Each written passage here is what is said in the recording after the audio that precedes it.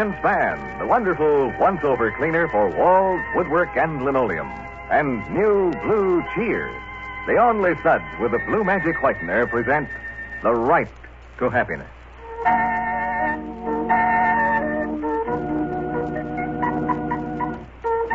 At times seemingly pleasant and friendly, at others cold as ice, Jack Townsend is demanding and ruthless as he arrives at the DeWitt Home for Children in Bridgeton.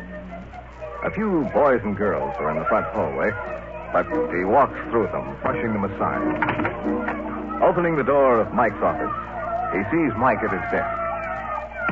And noting neither fear nor surprise in the older man's expression, he comes toward him.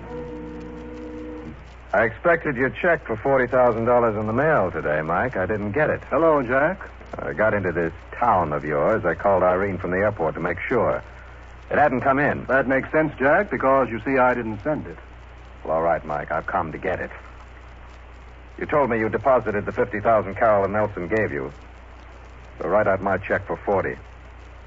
Live up to your bargain, and we'll forget you ever thought of double-crossing me. I've never double-crossed anyone. Oh, what do you call this? What you trying to do right now? I'm only asking for an even split, Jack. I knew you'd come. I wanted you to come so I could explain it to you. Don't waste your time. I need the money, Jack. I didn't fool Mrs. Nelson about that. This home is falling apart. The children need clothes, so I can't even give them enough to eat. The poor little tots You're breaking my heart. What do you think you're talking to? A human being. But maybe I'm wrong. Now, look, Jack, I can show you the same things I showed Mrs. Nelson, the same books and accounts. Yes, and I can show you around the place, let you see for yourself how much the home needs repairs. Let you see the pitifully small lunches and suppers I have to feed the children because I can't afford anything more. Oh, your professional breast-beating has never failed you yet, has it, Mike? Well, this is one time it's going to. Look, Jack, I founded this home because I wanted to. Yeah, well, suppose you did. And I've done my best to care for the children. That's your story. What's it got to do with me? My one mistake was hooking up with you the last time. Though I didn't really have much choice, I had to have money to tide me over. But the split you asked was exorbitant. It wasn't a split, Mike. It was the fee you paid me for tapping a source you couldn't touch. It's the same thing now. I told you my fee for tapping Carol and Nelson. You agreed to pay it. And now I'm holding you to your word. You can do a lot with the $10,000 you're getting. Better 10 than nothing. I can do a lot better with more. Yeah, who can't? But you better get it through your head that there isn't any more. So what'll it be, 10 or nothing? After all, Jack, I've deposited the check. I have the money, not you. And all I have to do is tell Carolyn she made a mistake. She'll stop payment on the check tomorrow, before it is time to clear the Meridian Bank. Yes? Yes, you could do that, and I could bring the entire deal out in the open, Jack. Sure. But you know where it would get you. Neither of us would get a cent. We'd get a sentence. How, you wouldn't do anything that foolish, Mike. No. You're right. Okay, then get it up. Now. Very well. But when you think of the children, you, taking for yourself what rightfully belongs to them. Handle this check the way you did the other, Mike. After it clears, send it to me so I can destroy it. Don't make a record of it. No photographs or photostats. Is that clear? You've stumbled on a pretty good thing in Carol and Nelson and the Wayne legacy, haven't you? That's right, I have. I will say you handled this well, for yourself at any rate. Here you are. $40,000. Thanks. Knowing you, I suppose you'll take her for as much of the trust as you can. How are you going to do it? Well, I'll manage. Are you going to work the same plan again? I don't think I'll be needing you anymore, if that's what you're driving at, Mike. I know Carolyn suggested that I put on a real drive for you someday. She did. Trouble is, I don't like the way you do business. This is the end, Mike. Save your weeping and your double-crossing for somebody else.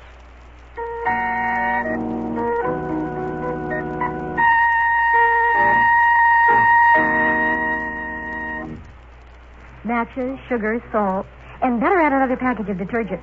We're going to clean house. Do you still use detergent for your walls and woodwork, Mrs. Jones? Certainly. Why not? Well, special jobs often need special products. And Spick and Span can do this job twice as fast. How so?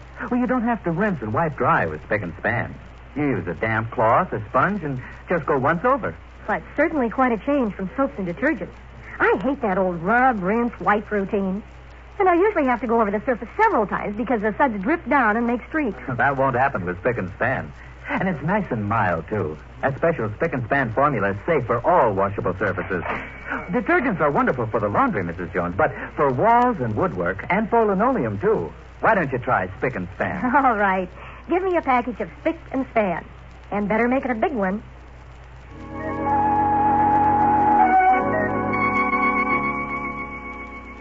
Since her talk with Skip last night, his partial confidence has preyed on Carolyn's mind. 1 minute close to her and withdrawn the next.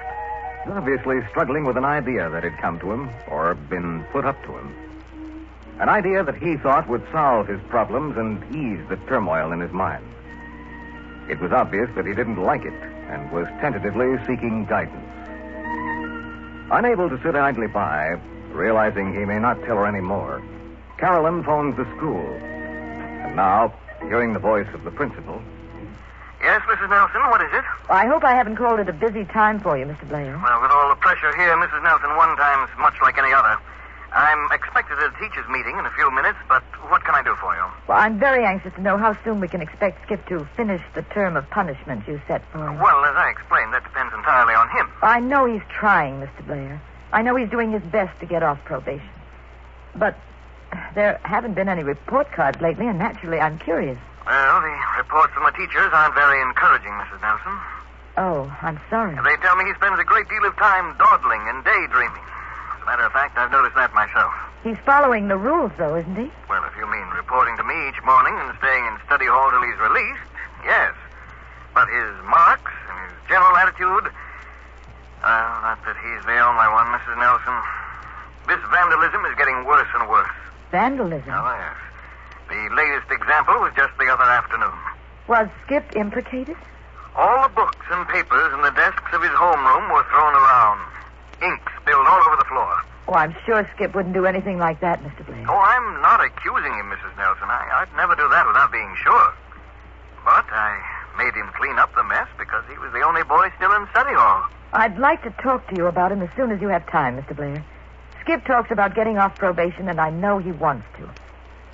I feel this gang we spoke of is making his life miserable, and there's no... Mrs. Nelson, I am sorry to interrupt, but I have to go to my meeting.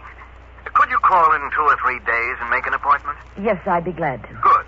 And meantime, whatever studying you can get Skip to do will be a help. Goodbye, Mrs. Nelson. Goodbye, and thank you. Shocked by the fact that Skip may be even remotely connected with vandalism, Carolyn thinks of the actions of Rod Sidney's gang and Skip's loneliness because of them. Now, going to answer the doorbell. Hello, Mrs. Nelson. Why, Mrs. Sidney, how nice to see you. It's too bad living as close as we do that we don't see each other more often. Well, I work all day, you know. Yes, I know. Do come in, won't you? I don't plan to stay. The postman left this letter in our box by mistake, so I brought it over. Oh, well, thank you. Please come in. I really can't, Mrs. Nelson. There's supper to get and the housework to do. Well, just for a minute. There's something I want very much to ask you. Well, for a minute, then. Oh, you've really got this place fixed up nice, Mrs. Nelson. Thank you. Mrs. Sidney, I want to ask you this in confidence. That is, I'd rather it's kept just between the two of us. Something about the boys? Yes. You know how close-mouthed teenagers can be with their parents. No one knows it better. But I wonder if your son, Rod, has said anything about Skip or how Skip's getting along. He hasn't said a word to me, Mrs. Nelson. Nothing at all? No, he doesn't tell me much about anything. I never know where he's at from 1 minute to the next. Except he's over at Jake's pool hall more than he should be. I've told Skip he couldn't go there. I tell Rod, too, but he goes anyway. I'm just too busy keeping a roof over our heads. You told me once that Rod had been in trouble at school. He's been in trouble a couple of times. But not lately. Not so far as I know. Why? Have you heard they're up to something again? No, but I heard from the principal that there'd been some vandalism at school. I hope neither of our boys had anything to do with it. I hope so, too. But if Rod is mixed up in it, well, it might be a good thing for him to get caught and punished for it. He's beyond me, Mrs. Nelson. I don't like saying this, but it might serve him good and right. In the long run, maybe it'll teach him a lesson he needs.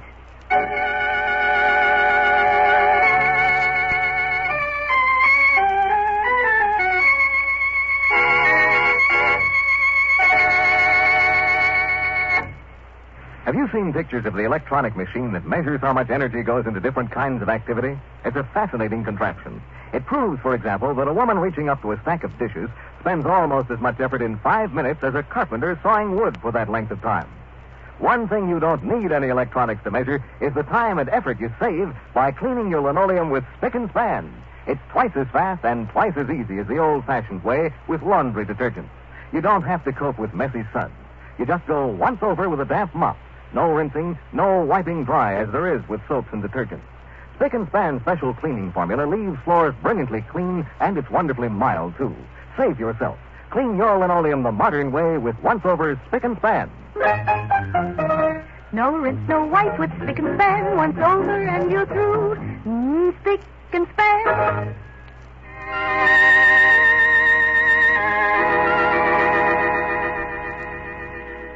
There is no consolation for Carolyn in her talks with Mr. Blair and Mrs. Sidney.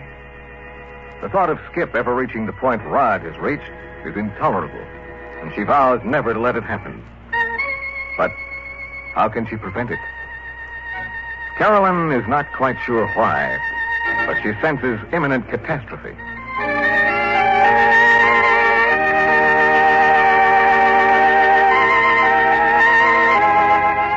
The Right to Happiness has been presented by Procter & Gamble, makers of Spick and Span, the wonderful once-over cleaner for walls, woodwork, and linoleum.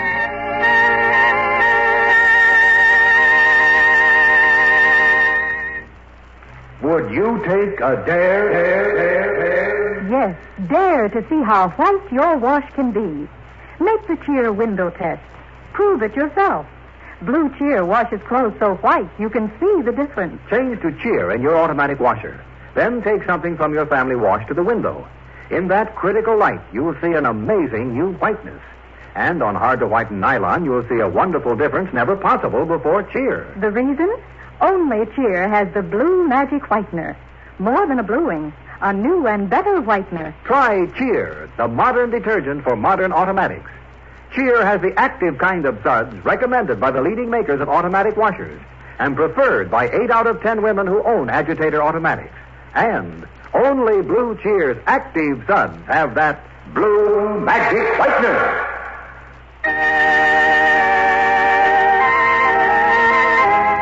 Tomorrow, a glimmer of light shines through the darkness of Carolyn's fears on The Right to Happiness, directed by Arthur Hanna. Transcribed. This is the NBC Radio Network.